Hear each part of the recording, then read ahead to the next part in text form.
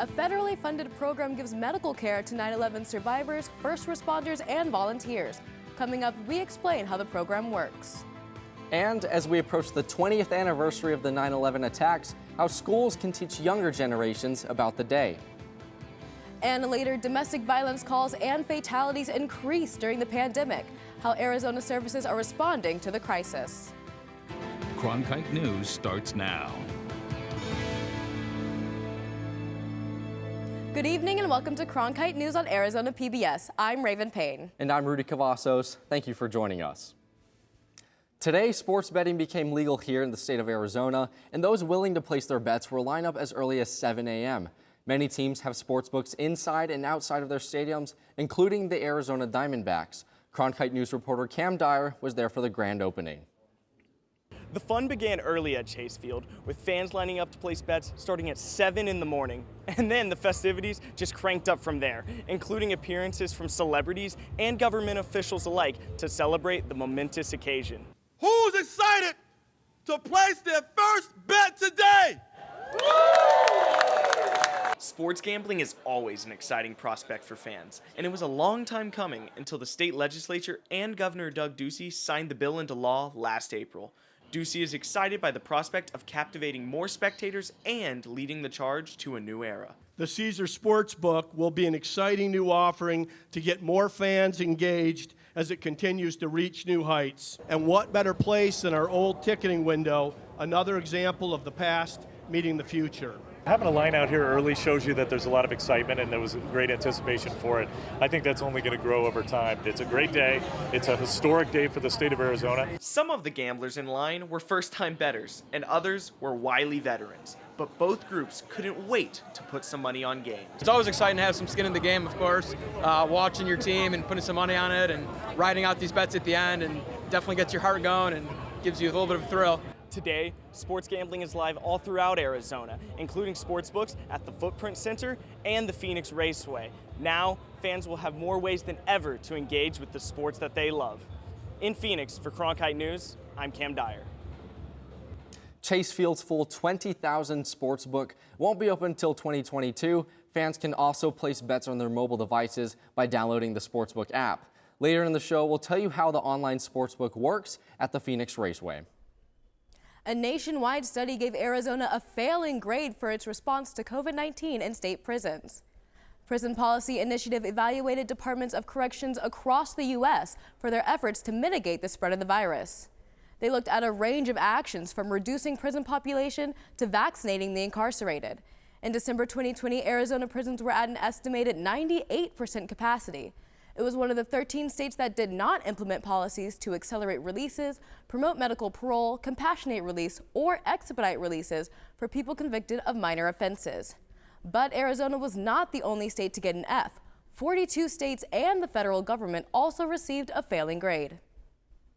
Throughout the week as we approach the 20th anniversary of 9/11, Arizona PBS is featuring stories that reflect on that tragic day and how it changed our lives. Today, Cronkite News reporter Camila Williams takes a look at federal health program providing treatment for conditions related to the attacks. It's been 20 years since the terror attacks in New York, Pennsylvania, and Washington, D.C. Survivors, first responders, and family members will forever be impacted by that tragic day. One program is trying to address the lingering physical and emotional effects, not just in New York, but all across the United States. A day none of us will ever forget, but hard for many to process. He doesn't speak about it. Juan Angulo was just 10 years old and living in New York when the Twin Towers fell. His cousin worked across the street from Ground Zero and has struggled with his memories from that day. Not because of his experience, more of what he saw, like dead people on the floor and the fact that he couldn't help because he himself was like trying to get away from the situation. Angulo says in the Hispanic community, talking about emotional or tragic situations can be hard, but he believes sharing makes it easier to cope. Even I getting counseling from school was something that my dad didn't approve. The World Trade Center Health Program offers help to those who lived through that day, providing screenings and treatment to first responders, survivors, and people who worked or lived near the site of the 3 attacks. We encourage people who were in the disaster area in New York City or at the Pentagon or Shanksville to reach out to the program. Brittany Rizik is the deputy director for the program. Many of the services offered relate to illnesses caused by toxins from dust and debris. Others focus on PTSD, depression, and anxiety. We have 112,000 members who receive medical monitoring and healthcare treatment. When the pandemic started, services were altered to meet the needs of its members. We very quickly put into place policies and procedures to permit telehealth. Those who live outside of the New York metropolitan area can use the nationwide provider network to find a clinic. While the program is authorized through the year 2090, Resnick says more people continue to be enrolled, and that includes patients in Arizona. Here in this state, there are anywhere from 100 to about 500 people being treated through the program. Across the nation, enrollment has steadily grown for first responders alone. Enrollment went from about 79,000 in June of 2020 to over 81,000 a year later. If you or someone you know was impacted by the 9/11 attacks, you can go to www.cdc.gov/WTC. At the Google touchscreen, Camila Williams, Cronkite News. Arizona students under the age of 20 were not alive when the tragic events of 9/11 occurred. Molly Hudson spoke with a number of organizations that are teaching the younger generation about a day that changed our country. It's kind of startling to realize that you might as well be talking about, I don't know, the assassination of JFK or the moonwalk or something. When you're talking about it, they just have no memory of it. They can't. Mark Moorhead of the Hall of Flame Museum in Phoenix approaches 9/11 education a little different depending on the age group. With the littler kids, we maybe don't emphasize the sad or scary tragedies because it's just something that they haven't picked up yet. For the older kids, the museum does discuss the terrible day of 9/11, but they also emphasize the heroism that was seen that day. It's something that we want to make sure that people remember. We want to make sure that it's contextualized properly as a very important moment in American history. Education on 9/11 is about more than just the events and heroism that happened 20 years ago. The SICK Coalition, an organization created in response to the hate crimes that followed 9/11, partnered with the University of Pennsylvania to create a module to teach about religious hate. It really kind of provides all the necessary curricular and instructional material to teach about 9/11 in a nuanced way. Pritpal Kaur hopes this information is incorporated into high school classrooms. Every student that you will be teaching now will have grown up in a post 9/11 world, and everyone's experience of that will have been totally different. The Arizona Department of Education also provides resources to school districts that teach everything from 9/11 and the Constitution, the 9/11 Commission Report, and lessons on wars in Afghanistan and Iraq. Because even though the generation born after 9/11 didn't live through that tragic day, the impact that day 20 years ago had on this country lasts forever. In Phoenix, Molly Hudson, Cronkite News. It is up to the individual schools on how they want to incorporate 9/11 lesson plans. All of the information is free and available online. An Arizona state lawmaker abruptly resigned 2 weeks after he filed for re-election. State Representative Brett Roberts says he is stepping down to spend more time with his family. County supervisors will select his replacement from a list of nominees put together by Republican Precinct Committee members in Legislative District 11. The Republican from Maricopa is not the first state legislator to resign this week. State Senator Kirsten Eagle also quit to focus on her campaign in Arizona's 1st congressional district.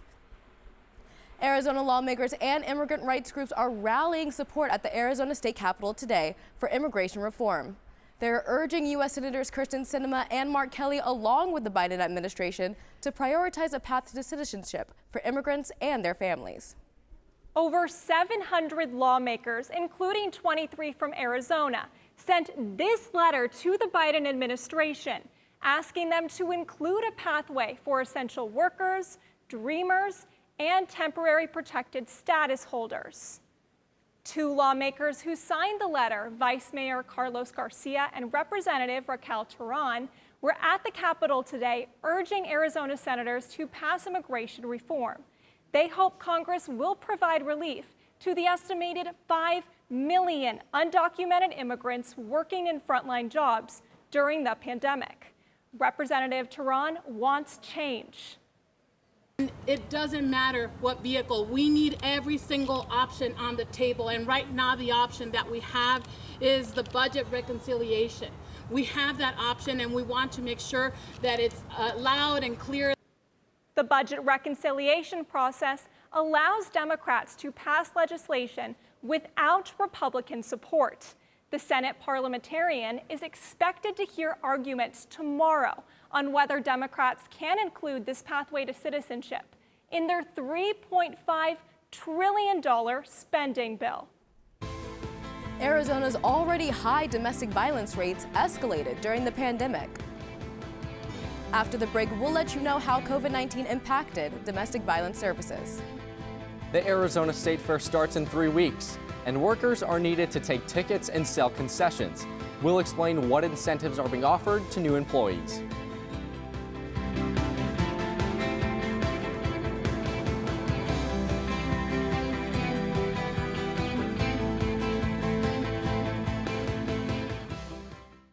Hey, I'm Rick Steves. You know, I don't go anywhere without my passport. And now, thanks to PBS Passport, you can travel with me and watch all 10 seasons of Rick Steves Europe and all my travel specials. This exclusive streaming service is just for our members. Not only can you see all my shows, but you can see thousands of hours of your favorite public television shows. Become a member today and get your passport. Millions of people die every year from drinking dirty water. I would never have felt I had the ability to do something without ASU pushing me. We built filtration systems out of local materials with the people. To see those kids drink clean water for the first time, it's the most rewarding feeling that you can ever have. I went to ASU because I wanted to change the world. The thing I never would have expected is how the world would have changed me. Arizona has some of the highest domestic violence rates in the country, according to the National Coalition Against Domestic Violence. Throughout the pandemic, the state saw an increase in domestic violence calls and fatalities. Cronkite News reporter Carolina Hassett found out what this means for people as they return to work. COVID-19 wasn't the only thing some individuals were worried about this past year. There wasn't safety that you could seek outside of the home because there was nowhere to go. Domestic violence swept through the homes of many during the lockdown, and shelters began to notice many victims weren't seeking services. It was the first time that we were sitting sometimes weeks, if not close to a month, of beds not being filled. The New Life Center is the largest domestic violence shelter here in Arizona, and after 2020 was full of unreported abuse and empty beds, the shelter has now been filling up and was at capacity this past summer. After being trapped in the same space with their abusers, many victims turned to a different type of help. The Arizona Sexual and Domestic Violence Helpline that we run, we've increased calls 60, sometimes 40%, just depending on the month of a prior year because of COVID. But as the state began to open up and abusers began leaving the house, more victims came forward. Folks were contained in a home. Once we opened back up, we went back to work, we went to school, then New Life Center filled back up. So we have been at capacity. According to the Arizona Coalition to End Sexual and Domestic Violence, there were 102 domestic violence fatalities in Arizona in 2020. In the first 6 months of this year, they've seen almost half the number of domestic violence deaths as last year. I think it's really important for the community to understand that COVID and the pandemic did not cause domestic violence.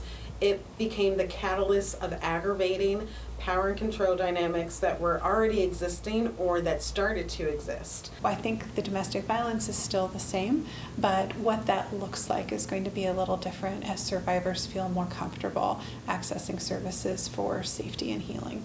As the world returns to normal, the need for services to help domestic violence survivors remains. In Phoenix, Carolina Hassett, Cronkite News. Many experts believe that encouraging awareness and education is key when it comes to helping domestic violence victims in the community. The Arizona State Fair is set to open on October 1st, but they still need to hire more employees. Normally, the State Fair would have all positions filled with only 3 weeks until opening day. This year, they're struggling to fill positions, so they're offering higher wages. In 2019, the fair paid $12 an hour. Now, they're offering $15 an hour. I'm Jack Johnson. Coming up after the break, I'll have your Cronkite Sports Report. With the 20-year anniversary of 9/11 coming up, former ASU football player Jeremy Stott discusses his relationship with friend and teammate Pat Tillman.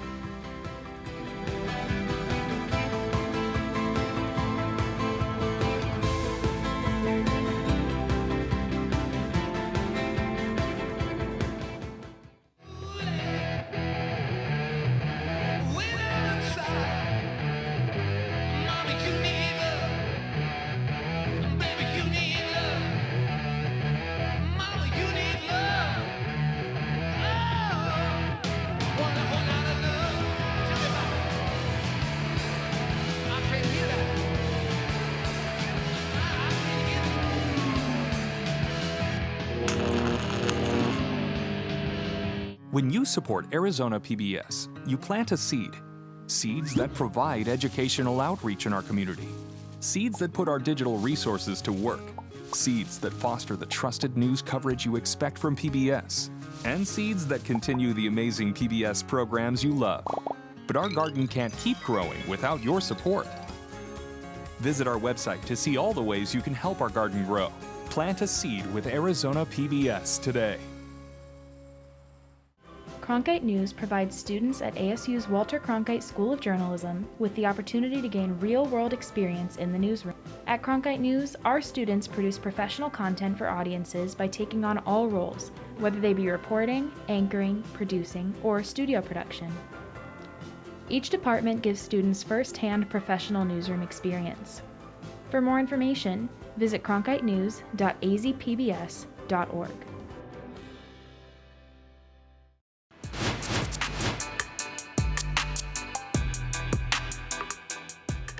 Welcome back, I'm Jack Johnson, and here's your Cronkite Sports Report. As we lead up to the 20th anniversary of 9/11, we continue our coverage with another sports figure who's uniquely touched by the events of that day.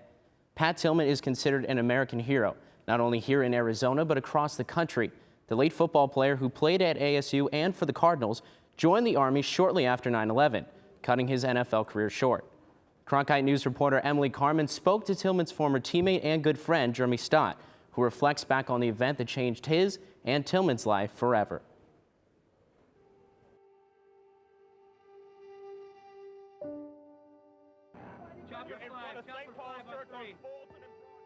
I remember sitting at home, I was in Scottsdale, Arizona, and my buddy Doug Morick called me and said, "Hey, are you watching the news?" And I'm like, "No, I'm still licking my wounds from getting cut in the NFL, No, I'm not watching the news." And he said, "Well, we're under attack." And I just remember turning on the TV going, what in the hell is going on? This is America. We don't get attacked here.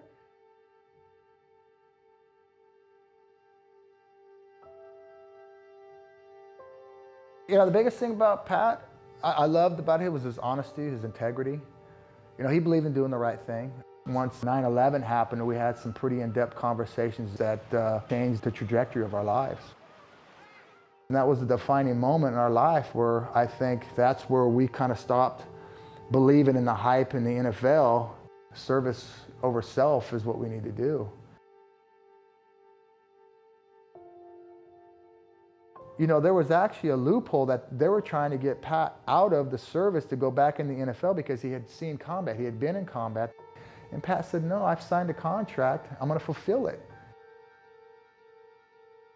And then that's when he went to Afghanistan and unfortunately was killed.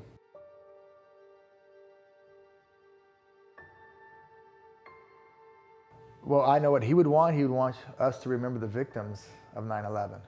He wouldn't want it to be about Pat or Jeremy Stott or anybody else. Pat and I know we would both want the world to remember the victims and what we can learn from it.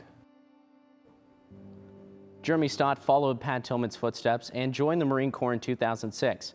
After his tour of duty, he returned to ASU for his master's degree in 2009.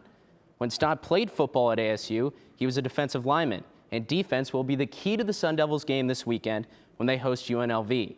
Cronkite News reporter Chaz Messman highlights ASU's game plan in stopping the Rebels.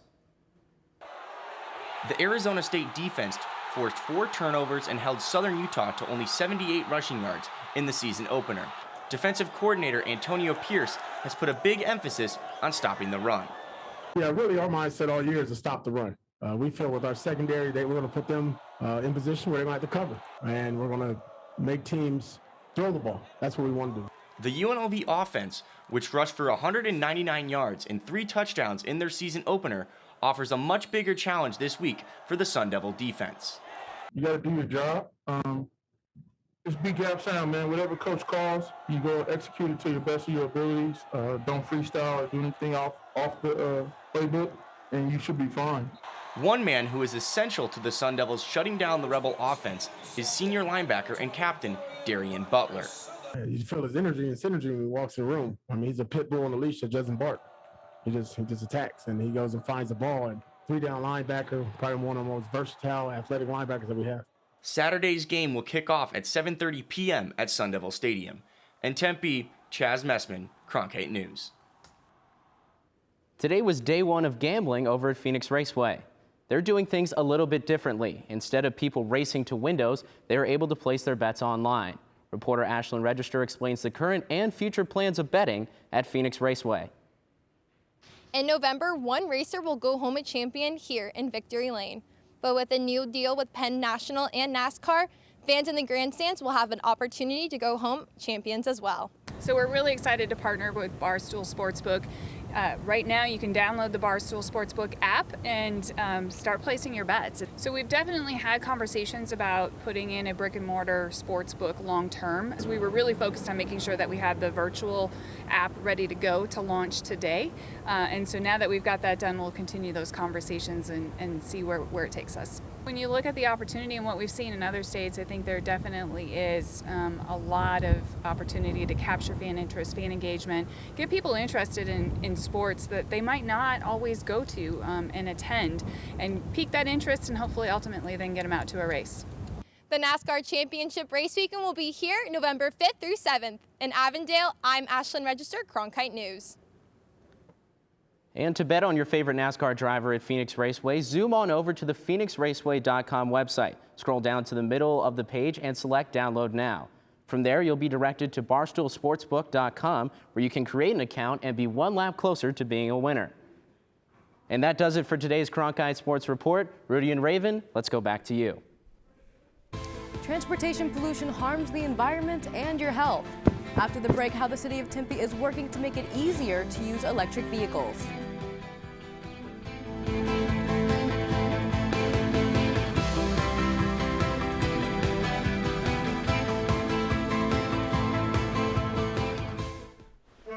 Every day I wake up, my first thought is, how can I serve this community? The biggest hurdle was not taking PTSD personally. Would you welcome, please, the amazing. Everybody that watches this, they say that I am the greatest that they've ever seen.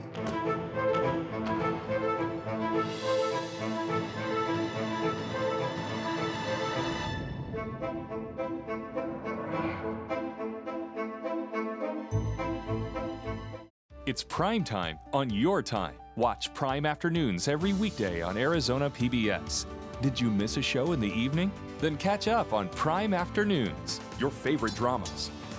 No more bloody heroics. Antiques Roadshow. Really? Nature and Nova. It's time to reintroduce some wonder into this miracle of nature. All of the best from PBS on Prime Afternoons. Weekdays starting at 1:30, only on Arizona PBS. Take a journey with Arizona PBS. Join us every Sunday afternoon for Destination Drama. Watch all your favorite PBS dramas like Grantchester. I'm William Davenport, new vicar of Grantchester. Poldark. Nothing in my life has meaning without you. And Victoria. I know that I'm young, but I know my duty. And if you missed a recent primetime drama, we'll help you catch up on those too. Destination Drama. Every Sunday afternoon at 1. Only on Arizona PBS. Transportation is the single largest source of carbon pollution in the United States, according to the Center for Climate Energy Solutions. This pollution has a negative impact on the climate, on air quality, and on public health. To address this issue, climate change advocates met this morning in Tempe to call for investment in clean transportation. Specifically, they want increased access to electric vehicles and charging stations throughout the city. Tempe's goal is to increase the number of charging stations from the current 50,000 to nearly 250,000. They also hope to increase incentives so more people and businesses will buy electric vehicles. The city of Tempe sees the opportunity of transit and transportation investment as not only a strategy to create a seamlessly connected and inclusive city, but also as being an opportunity for job creation and availability of affordable housing. We see reducing carbon emissions as an opportunity to ensure equity amongst our population. Several electric vehicle manufacturers have already announced plans to move to Arizona. Advocates hope that this, along with increased investment in electric vehicles, will turn Arizona into a leader in clean transportation. That's it for Cronkite News tonight. Thanks for joining us. For top Arizona stories anytime, go to cronkitenews.azpbs.org.